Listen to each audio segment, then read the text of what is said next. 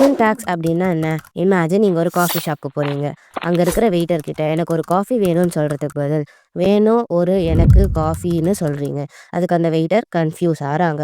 நம்ம ஒருத்தர்கிட்ட கம்யூனிகேட் பண்றதுக்கு தமிழ், இங்கிலீஷ்ன்ற மாரி லாங்குவேஜ் தெரிஞ்சிருந்தா மட்டும் பத்தாது.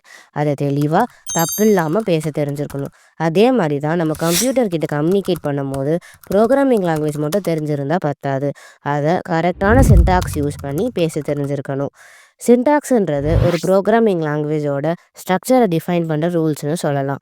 எப்படி தமிழுக்கு இலக்கணம், இங்கிலீஷ்க்கு கிராமர்ன்ற மாதிரி ஒவ்வொரு புரோகிராமிங் லாங்குவேஜுக்கும் ஒவ்வொரு மாதிரி சின்டாக்ஸை டிஃபைன் பண்ணியிருப்பாங்க.